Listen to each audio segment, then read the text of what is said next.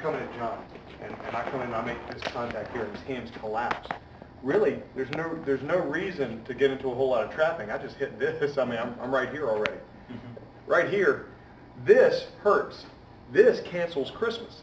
It's over. You know, you have to look at, you know, the anatomical structures of what we're hitting. When you target anatomical weaknesses, when you start looking at going to the larynx, you start looking at going to the eye, even the nose, you know, that it's a pretty weak target. Now, one thing you have to look at is really understand anatomy. Don't fall for what we think we know about anatomy.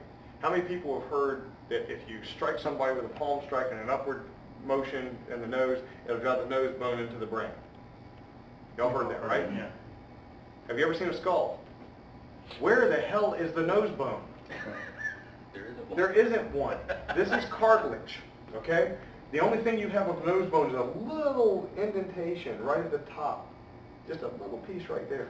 The chances of you hitting... It pops out. I've got the scar to prove it. Yeah, exactly. The chances of you hitting this cartilage hard enough to drive that little bit of nose bone through the cribriform plate into the frontal lobe of the brain is damn slim. Mm-hmm. But there are people that swear by that. Oh, I'll just drive his nose bone into the brain. That's going to be a hell of a trick. There's no nose bone. You have to put a nail in your bone. Yeah. So, you know, don't fall for what we think we know. You hear a lot of people that teach a lot of things as gospel that has absolutely no foundation whatsoever. So, you know, as far as anatomy goes, as martial artists, we should be studying the human body like these guys that implode buildings study blueprints. You get a guy come in, you've hired this company to come in and implode this building. The first thing you do is look at the blueprints, find out where are the load-bearing walls, where they can put the least amount of explosives to do the most amount of structural damage to this building to bring it down. We need to look at the human body the same way. I'm not going to be fighting a brick or a board. I'm going to be fighting a human being.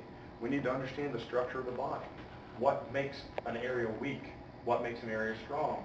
Where we should be striking? When you hit somebody, what you can expect.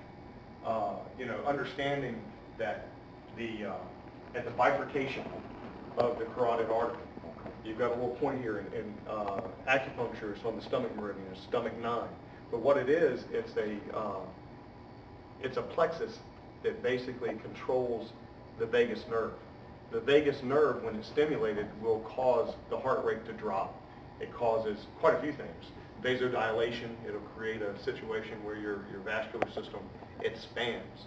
Well, if you get the heart rate dropping and the vascular system expanding, consider if you had a plastic bottle and you had it squeezed so that the liquid that's about 3/4 full is squeezed all the way up to the top of the bottle. And all of a sudden you just release that pressure and everything just goes dunk. Well, that's what happens to the blood, to the brain, and it'll do a knockout. You see these people that do these one-touch knockouts, that type of thing. That's basically what they're looking at. It's a dangerous thing to play with in a training environment because it can cause permanent damage. But understanding that as a striking target and what you can expect to happen physiologically, there's a real advantage to that.